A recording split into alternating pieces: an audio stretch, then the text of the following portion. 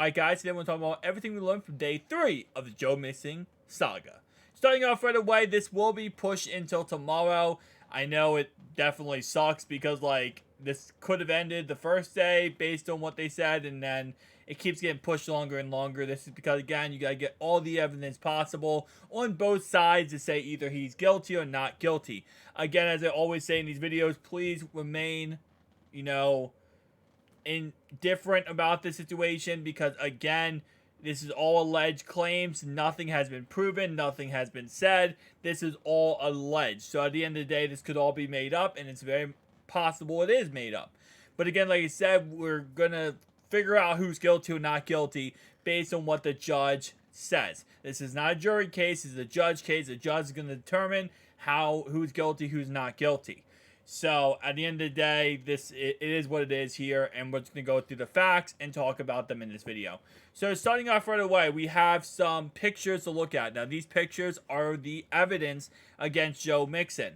Now, of course, what you're going to see in these pictures is that a lot of them are blurry and just not the greatest, because this is surveillance camera of the incident. Now, of course, keep in mind that they were both in cars, so there's no actual pictures of him doing the incident or alleged act, right? Because, again, keep in mind, this is why the charges were brought back up after they were dropped, was because this footage came out of Joe Mixon in his car, obviously the alleged victim's car next to him, and it pointed him at the scene of the crime. Now, as you can see right here, this is actually, I believe, the state officer, the state CPD sergeant, my bad, going ahead and pointing this out, and then kind of going forward here. Again, like I said, you can see how blurry these are.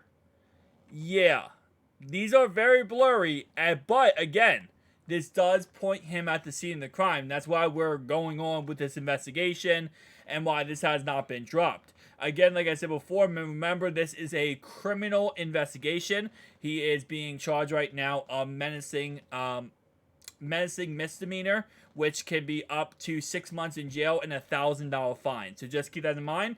This is a situation where it's not like, this is a lawsuit. That's a civil suit. A civil suit is when someone sues you.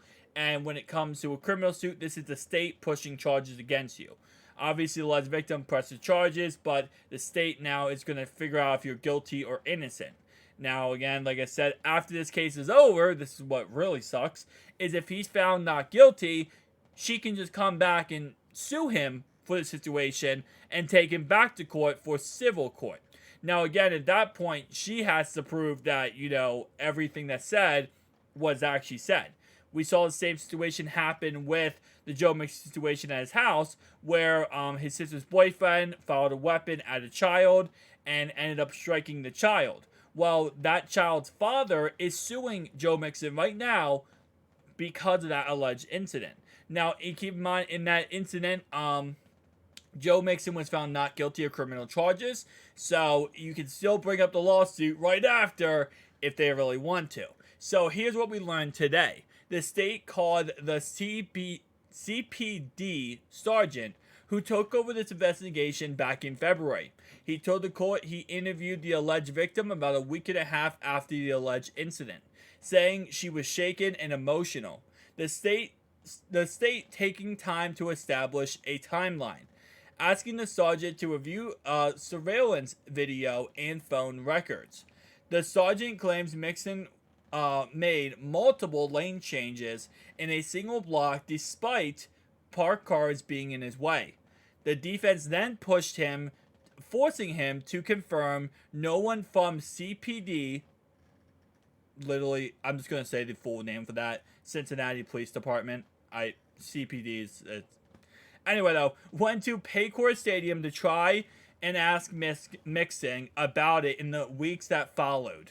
He also highlighted details the sergeant confirmed that were left out of the interview summary with the alleged victim, pushing him to show he was not able to fully verify what actually happened.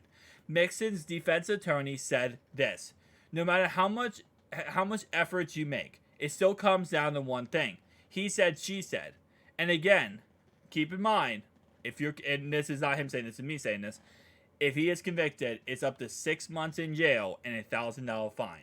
So let's break down what we just learned. And why is it going to fourth day, you might ask? It's going to fourth day because Joe Mixon still has not taken the stand. Tomorrow he will be taking the stand officially. It was kind of rumored whether or not he would take the stand and they would question him, but it looks like they are going to be questioning him tomorrow. And the reason why I go on fourth day is because, again, guys, you got to keep in mind, all this evidence, right, all these videos and surveillance stuff, this takes time to go through and, question all the witnesses, go back and forth on, everyone's statements. So just keep that in mind. This is more than just like going in there and saying, hey guys, she said this, he said this, end of story. This is a very detailed investigation. Because again, these are criminal charges, which obviously can impact this man's life completely, right? So if he's found guilty of this, I mean, he's going to be out of the NFL, right? Number one, he's going to be suspended if he ever comes back in after his jail time. He's also going to have to pay $1,000 fine. He's also paying all these court fees just to be at this situation in this, court hearing. So there's a lot of things going on at once. But starting off right away, kind of breaking down what I just went through here, is he did tell he told the court he interviewed the alleged victim a week and a half after the incident, and he said she was shaken and emotional, which again goes against what her testimony was yesterday, which is really interesting. So the person who interviewed her, the police sergeant who got her testimony, according to her, she was not shaken and she was not shaken and scared, shaken and emotional from this. She was just upset, like ticked off and pissed off about what happened. Now he's saying she was shaking and emotional. So this is interesting. And then we also found out yesterday that her coworker is the one who suggested she should go file a report. Which, again, like I said, it's like there's countering stories between the police sergeant and what she's saying. And according to this, she is the alleged victim. She, her story isn't collaborating up with what the sergeant says. Now, I will say it is a good point to bring this out that he made multiple lane changes in a single block despite parked cars being in his way. So most likely this is indicating the fact of after the incident, Joe Mixon tried to get away as fast as humanly possible. And he did not want to be, anywhere near her. And he didn't want her to follow him. And at this time, keep in mind, he probably also didn't know she took a picture of his license plate. So he wanted to get away from her. So that is I'm going to say that's a good piece of evidence. That's a really good piece of evidence, because if he did do something wrong in this circumstance, him trying to flee away from her would make sense, right? It would make perfect sense. Like, oh, what did he do wrong? But at the end of the day, you can also chalk that up to, okay, well, there was an incident where, she flipped him off. Maybe he did cuss her out because obviously she flipped him off. And he wanted to get away from her because he didn't want her to follow him. Maybe she said, hey, listen, I'm going to follow you, and I'm not going to let you go. And he said, oh, no, we're not doing this. And again, keep in mind, he's going to go get a cake for his team. So he also could have been rushing there to get back to the stadium. Again, that is definitely an interesting point to be brought up right there.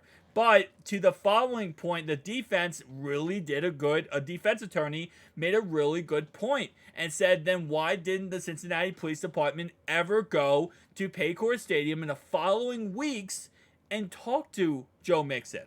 Because if this report/incident happened, right, then you would think the first thing the police department would do is go get Joe Mixon's side of the story. Instead, they did not. So that is a really good point to make, that, why did they just go get Joe Mixon's side? And then following that up, again, they were not able to fully verify what happened. So this defense attorney is actually doing a pretty dang good job for Mixon here to avoid, some of these alleged, videos against him. And again, like I said, at the end of the day, I do agree with Mixon's defense attorney when he said that no matter how much you make, no how much effort you make, it's just a he said, she said in the end. So you could show off all the evidence, but at the end of the day, again, it's a he said, she said, because we don't have the actual video pictures of the incident going on. We can't see inside of Joe Mixon's car or her cars in any of these images or videos, right? I mean, this one, I mean, we can just, all we can do here is paint that, okay, that white car and that black car is next to each other, right? And again, that's all we can really paint. We can paint the fact that, yes, their cars were next to each other. That's number one. Number two, after whatever happened, Joe Mixon sped off and tried to pass every single car possible to get away. That's number three. That's all they really have to go off of. And again, like I said, they're going back and forth on, okay, well, who's guilty, who's not guilty, what evidence else, what else this. This is, again, the problem with he said, she said moments in the courtroom is you got to prove it, right? So you got to prove that the he said, she said it happened. It's going to be crazy, guys. So, again, tomorrow we have day 4 of this, and we're going to hear from Joe Mixon. We're going to get some information on his side of the story. The defense is probably going to be, the other side is going to be, the state's going to be grilling him on nonstop questions here about, the situation and what happened, what didn't happen, all that kind of stuff. So they're going to be trying to grill him here for questions. But at the end of the day, again, what sucks about this whole situation is this is 4 days. 4 days of training camp missed.